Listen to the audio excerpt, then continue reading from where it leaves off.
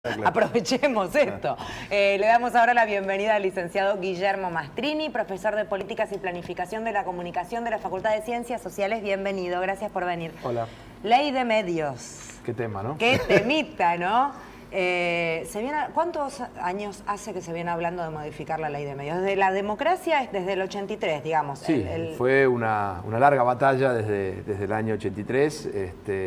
Probablemente esta es una de las primeras cosas, ¿no?, que debamos revisar, ¿no? Hoy que hay tanta polémica en estos últimos días sobre esta ley de medios que es considerada, digamos, por los grupos corporativos autoritaria y tal.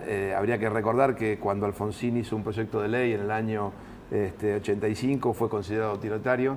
Cuando Menem hizo un proyecto de ley en el año 95 fue considerado autoritario. Cuando De la Rúa hizo un proyecto en el año 2000, o sea, todos los proyectos son autoritarios, no hay ninguna ley que les venga bien a los grupos corporativos. En el caso de Alfonsín fue además, yo no te diría que destituyente, a partir de allí hubo una cuestión monopólica de los medios en contra de Alfonsín. Hay discursos que así además lo muestran, digamos, es muy impresionante ver los discursos de archivo de Alfonsín hablándole a determinados medios de comunicación y parecen que podrían ser aplicados al día de hoy tranquilamente. Sí, y en aquel momento el principal grupo de comunicación del país, el Grupo Clarín, todavía no tenía el poder que tenía hoy, todavía no tenía Canal 13, sin embargo tenía una capacidad de instalar agenda periodística muy grande y efectivamente fue un condicionante, uno de los factores de poder que condicionaron al gobierno de Alfonsín, ¿no? O sea, ahí también es cierto que en aquel momento el gobierno radical no terminó de tomar la decisión política de ir adelante con una ley que era necesaria, que era, yo siempre digo, una de las primeras medidas, pero de las primeras medidas que se toman, ni bien asume Alfonsín en el año 83, es la intervención del CONFER, lo cual era razonable porque la ley obligaba a que el CONFER estuviera constituido por un miembro de cada una de las Fuerzas Armadas. La Iglesia incluida. Era una cosa autoritaria, antidemocrática, entonces necesariamente había que intervenirlo. Y en el decreto de intervención dice una cosa que es absolutamente razonable, que es, se interviene el CONFER hasta que haya una nueva ley de radiodifusión. El problema fue el asta, claro, no la intervención. El problema fue que el asta nos duró 30 años después, 27, 28 años nos duró el asta. Entonces, ahí estaba el problema. Conceptualmente era correcta la intervención. Ahora, después tenía que venir inmediatamente la ley. Cuando el gobierno impulsa la ley, aparecen los grupos de poder que dicen, no, de ninguna manera, salvo que contemplen mis intereses. Y esta es la gran discusión, ¿no?, que yo creo que tenemos en materia de políticas de comunicación. Es decir, ¿qué intereses hay que proteger? ¿Cuáles son, digamos, toda ley lo que protege es algún interés? Y acá la discusión es qué intereses. Acá está el interés del gobierno, por un lado, el interés de las empresas que operan en un mercado, y el interés de la sociedad. Históricamente, cuando se reguló en Argentina, los actores que se sentaron a la mesa fueron los gobiernos y las empresas principales de medios de comunicación. Y había un actor que se quedaba afuera, que era la sociedad civil. No tenía nada que decir. Y la sociedad civil consume medios todos los días. O sea, si hay alguien que no está interesado en la ley de medios de comunicación, ¿cómo que hay un actor más interesado en definir qué recibe todos los días? Porque acá hay otro truco, otra falacia, y que se ha repetido también estos días. Bueno, si no le gusta, cambie, ¿no? Y yo siempre digo que uno, y esto es como un menú, ¿no? A mí me dan un menú precocinado, ¿no? Incluso si lo llevamos al extremo, puede decir como las empresas de aviación que nos dicen pasta o pollo, ¿no? ¿Usted qué elige, pasta o pollo? No, yo quiero ser cocinero. No quiero que me digan qué menú tengo que elegir. ¿Por qué no podemos ser cocineros de lo que consumimos en los medios todo el día? ¿Por qué no podemos tener intervención sobre, digamos, crear nuestros propios medios, tener nuestra propia voz? Todos los sectores sociales, los distintos sectores sociales. Yo creo que ahí hay una cuestión que parece, no, solo hay algunos que están habilitados para hablar. ¿Por qué? No, sí. Primero, dos o tres reflexiones en base a lo que dice el profesor, ¿no? Una es que es descender mucho la discusión a pensar si estamos a favor o en contra del gobierno, si estamos a favor o en contra de la ley. Eso es un error groserísimo. O sea, estamos discutiendo una ley esencial en la nación que de la época de Alfonsín se está intentando implementar. Entonces, descenderla a estar en contra a favor del gobierno me parece una pavada de un nivel bajísimo.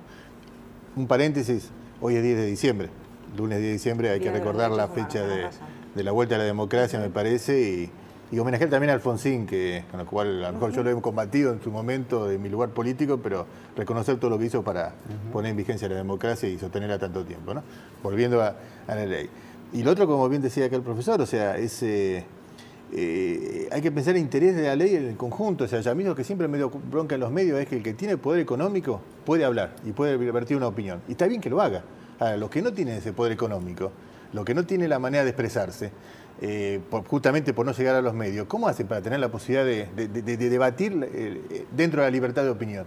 No existe, o sea, es una libertad de opinión acotada de unos pocos que pueden vertirla y que está bien que la viertan y otros que a lo mejor no tienen manera. La ley de medios por lo menos siente la base para que esto pueda surgir, que de repente sindicatos, que de repente universidades, que de repente cooperativas puedan acceder a tener medios y poder expresar desde ahí la opinión de la sociedad, ¿no? Yo te pregunto una cosa, Guillermo, porque lo que me preocupa es pensar en el cómo. Es decir, entiendo que puesta en vigencia la ley pasado toda esta situación de conflicto actual, de acá a un año, digamos, hay libertad para decir lo que uno quiere. El tema es que cuesta mucha plata decir lo que uno quiere en televisión, claro. Por ejemplo. En radio no tanto, pero en televisión cuesta mucha plata. ¿Cómo se puede resolver eso?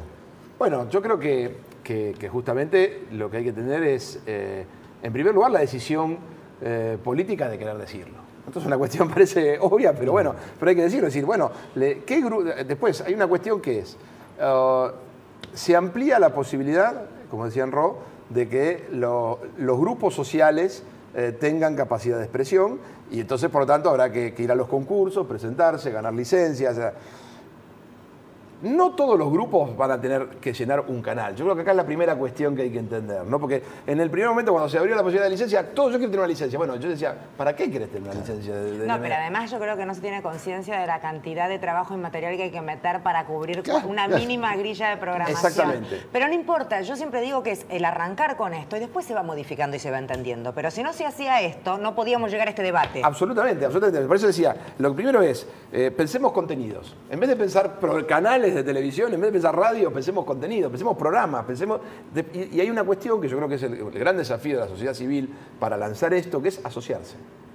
Porque todos sabemos que asociarse implica repartir costos. Claro. O sea, la gran duda que tiene esto, que es, y es un desafío, porque en general la sociedad civil argentina es fragmentaria, no tiende a asociarse, a reunirse con otros para esto, ¿no? Es decir, que ni siquiera implica opinar lo mismo, sino cómo repartimos un costo, porque el costo de tener un canal es uno.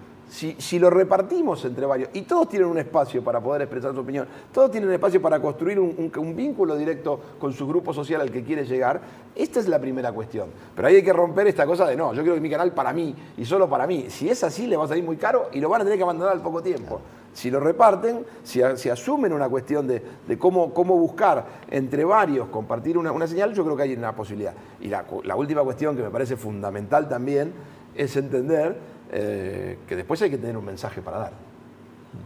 Y hay que construir una audiencia, porque mucha gente cree que tener un medio es hablar, pero hablar es también imaginar una audiencia y que esa audiencia que uno imagina exista, porque uno puede imaginar audiencias que después no existen. Claro. Y entonces el gran desafío es lanzar, construir, aprovechar las ventajas que tenemos, que antes no las podía, antes no había. O sea, antes hay que recordar esto, la ley anterior, la ley que se sancionó en el año 80, en la dictadura militar, decía que para tener un medio de comunicación había que querer ganar dinero.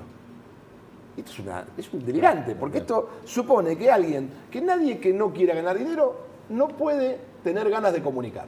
Si la comunicación es un derecho humano básico, si el derecho a hablar, el derecho a expresarnos es tan básico de los derechos humanos, sin embargo... No, pero además con ese criterio, como pasó durante los 90, las repetidoras que no eran negocio para Canal 7 eran sacadas y el que no tenía plata para pagar una privada no podía. Entonces en el Chaco nadie tenía acceso. Pongo el Chaco como un lugar de, a lo mejor, extremo pobreza como emblema, si se quiere, triste emblema, si se quiere, pero es una realidad.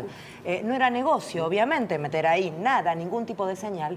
Y no había nada, no había ningún tipo de señal. Una pregunta. Eso es muy interesante. A ver si estoy equivocado. La ley de medios está vigente. ¿Sí? Lo que está impugnado son algunos artículos. Uno solo. Sí. Uno solo. Por lo tanto, todas estas cosas que estamos diciendo de poder asociarse, crear, eso está en vigencia hoy por hoy. Absolutamente. Bueno, yo creo que es un avance muy grande, más allá de lo que esté pasando hoy en la Argentina, lo que se está diciendo con lo que dictaminó la justicia. La ley está vigente y bueno, hay que trabajar, como decía, para avanzar en el tema, porque una cosa es la ley que uno implementa y otra cosa es la realidad. La ley sienta la base para llegar a un lugar. Hay que seguir trabajando para llegar a ese lugar. ¿Cómo pensás el rol de las universidades en este esquema? Bueno, yo creo que es un actor clave porque puede ser un ejemplo, digamos, porque además tiene, a diferencia de organizaciones de otras organizaciones tiene recursos, ya, digamos, tiene gente especializada en el área, hay carreras de comunicación, hay profesionales de la comunicación en todo el ámbito universitario, con lo cual uno de los puntos que también era un tema, en el punto anterior que me preguntabas, también habría que considerar una política de formación de cuadros para el uso de los medios, porque nadie nace y sabe manejar un medio de comunicación, ¿no? Requiere una cuestión, pero la universidad tiene esa ventaja que ya tiene esta cuestión formadas. Yo creo que la universidad tiene, que además ya tiene las licencias, porque que en realidad no son licencias, son autorizaciones según la ley, es un trámite más rápido y más expeditivo, no va a concurso, son para toda, digamos, no tienen fin. Las licencias que se le da a las organizaciones sin fines de lucro y a las organizaciones comerciales tienen una cantidad de años. A la universidad y al Estado son autorizaciones de por vida, o sea, lo cual es una cuestión interesante. Tiene el gran desafío de también construir una audiencia. Acá hay a veces un error cuando se piensa en medios universitarios, que es que la audiencia en medios universitarios son los propios alumnos o profesores. No, la audiencia es la sociedad también. Entonces, tengo que construir una audiencia que sea, es decir, ¿qué tiene para decirle la universidad a el conjunto de la sociedad? Por supuesto, hará alguna referencia específica al mundo universitario, porque es un canal universitario, pero no solo es para eso. Por otra parte, porque en general las audiencias, los universitarios tienden a huirle al propia voz oficial. Pero ese sería otro problema a discutir. Pero la otra cuestión que yo creo que es fundamental es que también debe ser un ejemplo de cómo se construye un medio público, es decir, un medio que es de todos. La universidad, como universidad pública, tiene el deber de ser ejemplo en la construcción de lo público. Lo público es lo que no es personal de nadie, lo que no es del rector, lo que no es de un decano, lo que no es de un partido o grupo político que esté a cargo circunstancialmente, sino que es la voz de la universidad, y tiene el desafío de construir organismos colegiados con representación plural que den cabida ¿a qué? A una programación plural, diversa y que se vincule con la sociedad. Una pregunta, entonces, con respecto a lo que salió el jueves de la prórroga de la justicia, ¿los multimedios pueden seguir todavía funcionando como hasta ahora? Eso quiere decir que la posta podemos seguir tranquilo, la radio, el programa de televisión, la revista, no hay problema. Somos un multimedio. Seguimos adelante sin problemas. Seguimos adelante. Me quedo más tranquilo, entonces ya estaba preocupado. Clarísimo, te súper agradezco la explicación. La verdad es que dan ganas, quizás también porque uno pertenece al medio, dan ganas de seguir charlando y debatiendo porque es muy, pero muy interesante. Pero yendo un poco a lo que vos decías, hay un montón de ficciones que hoy se ven en televisión que no se podrían ver porque no eran negocio hasta que se implementó la ley de medios, desde una ficción en Canal 7 protagonizada por gente trans hasta ficción tucumana que hoy vio el aire en un canal nacional que no lo hubieran soñado de ninguna manera. Así que es bienvenida, absolutamente. Bueno. Gracias, nos despedimos como siempre recordándoles que la universidad pública es el mejor lugar del mundo para hacer del mundo un lugar mejor. Gracias.